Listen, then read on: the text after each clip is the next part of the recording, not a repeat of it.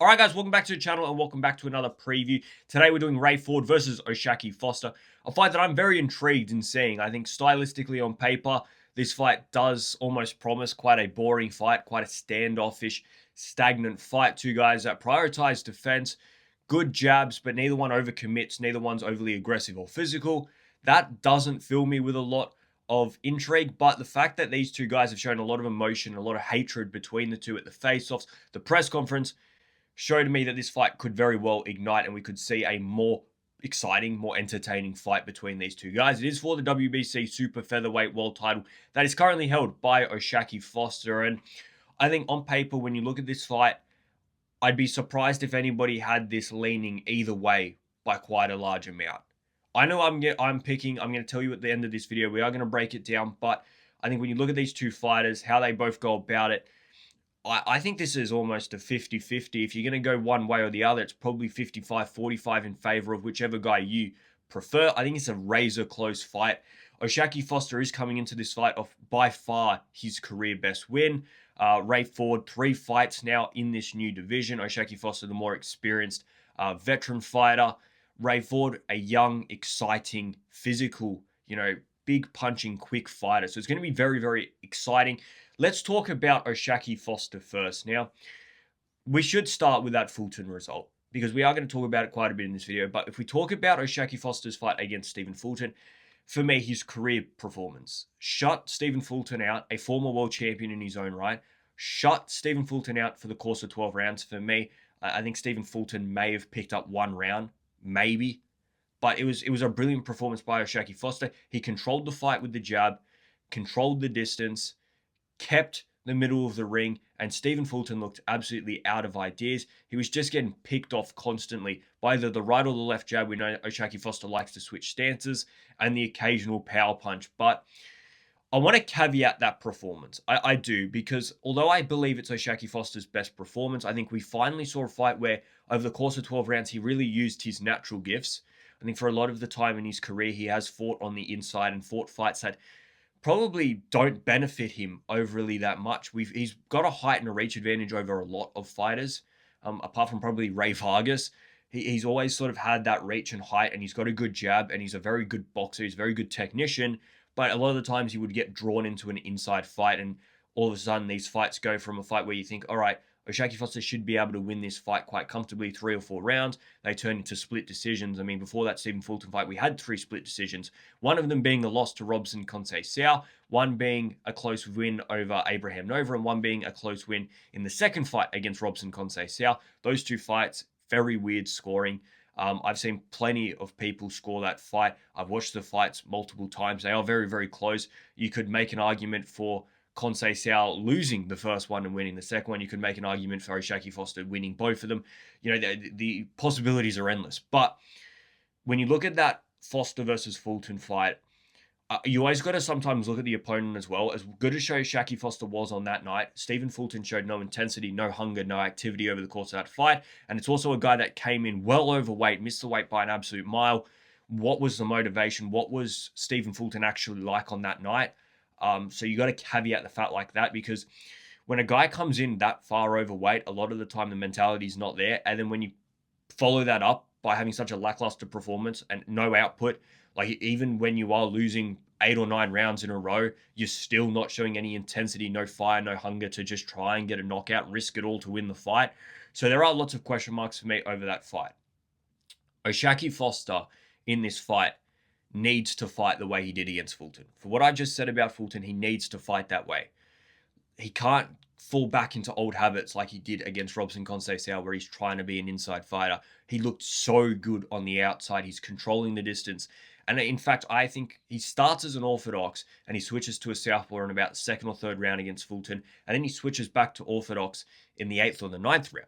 I think that 6 or 7 rounds in between where he fought as a southpaw was the best O'Shaquie Foster we saw against Stephen Fulton.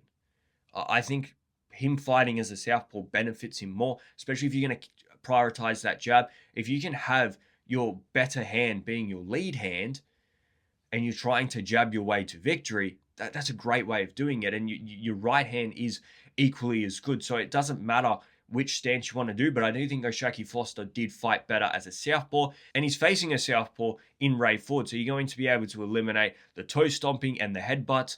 Ray Ford's been cut a few times.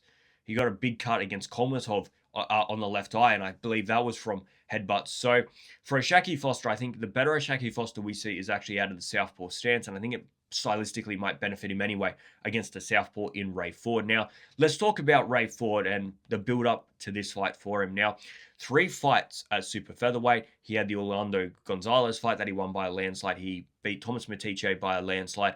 And then he had that close fight with Abraham Nova. Why I say it's a close fight is he still won by quite a few rounds, but I thought Abraham Nova, the late replacement in that fight, I thought we'd see a more commanding victory from Ray Ford. I thought it would be, once again, a landslide. I actually thought Ray Ford was going to be able to stop Abraham Nova. And I thought Ray Ford's performance, although good, although competent, although won by quite a few rounds, if that was Anthony Kakache in that ring, I'm not sure Ray Ford gets the victory on the night. I wasn't, it wasn't an outstanding performance by Ray Ford. It didn't blow me away. And I thought that's what we were going to see from Ray Ford. Ray Ford is another one that's a bit like Oshaki Foster in the way that they fight. They both do like to stand off. Neither one overcommits. Neither one, really goes after the fight a lot of the time. And what happens is, like Oshaki Foster, 3 split decisions in a row. 1 doesn't go his way. Ray Ford, lots of split decisions as well, especially before his move to super feather. You look at that Nick Ball fight. Ray Ford had the advantage in height, in size, in reach against Nick Ball. Ray Ford's a very, very good puncher. He's a very good counter puncher.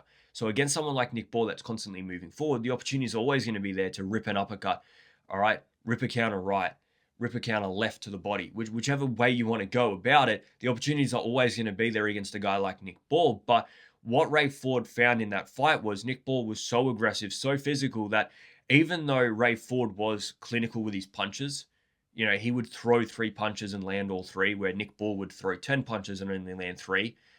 When you aren't winning a fight, when you're on the back foot, when you aren't, knocking down your opponent, the guy that's throwing 10 and landing 3 is always going to be favored on the front foot than the guy that's on his back foot and lands 3 out of 3. And that's something that Ray Ford needs to, I think, look at, especially in this fight, because I think Ray Ford can spend quite a bit of time on the back foot with Oshaki Foster's height and reach advantage, with his strong jab. There's going to be a lot of the time that Ray Ford is going to be on the back foot.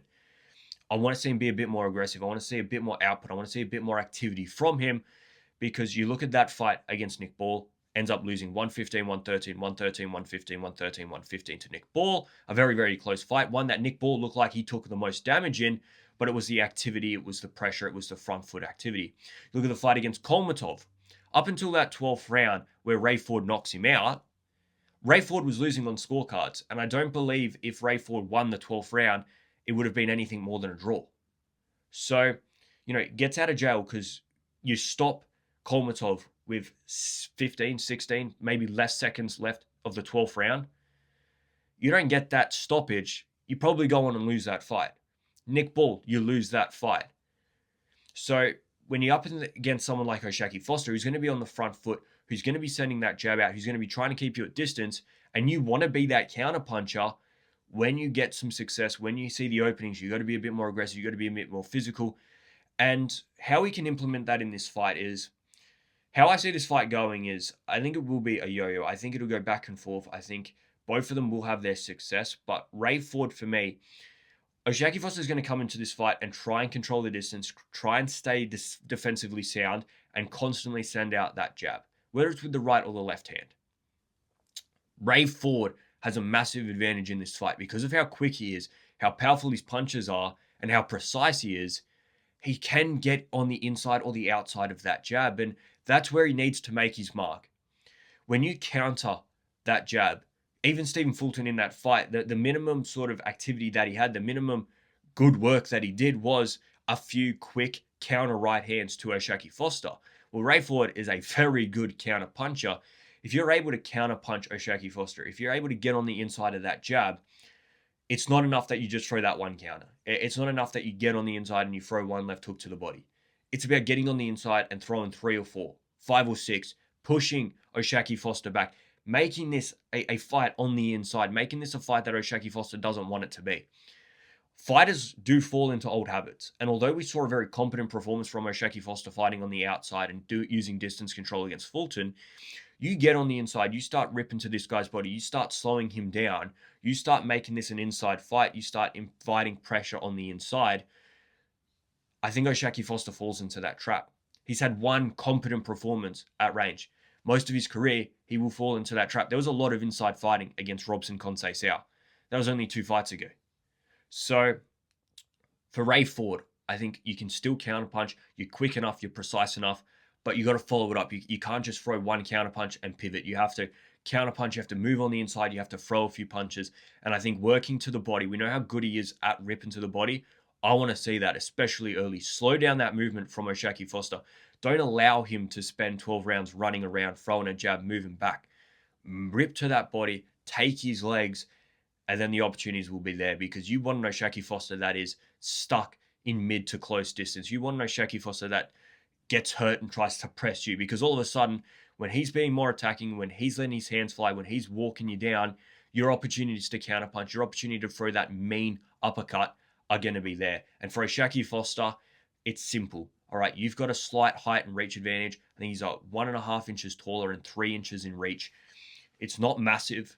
You're experienced at this weight. You're the more experienced fighter overall. Fight on the outside. Do what you did against Stephen Fulton. Use that competent jab, whether it's from the southpaw or the orthodox stance. Keep him at distance. Couple up the jabs with straight rights, with straight lefts to stop Ray Ford getting on the inside. Stop him countering. And every single combination that you throw, step back. Don't allow Ray Ford to counter you because you're stepping over your right foot, stepping over your left foot whilst trying to attack him. So for O'Shaquie Foster, there is a clear game plan there. Do what you did against Stephen Fulton. It worked unbelievably. And against someone that is a counterpuncher, you are going to have to force Ray Ford into a fight that Ray Ford doesn't particularly want to be. Ray Ford doesn't want to be the guy on the front foot being the aggressive fighter. He will do it. He will get mean. He will get nasty. We've seen that. But he would prefer not to. So make him walk you down.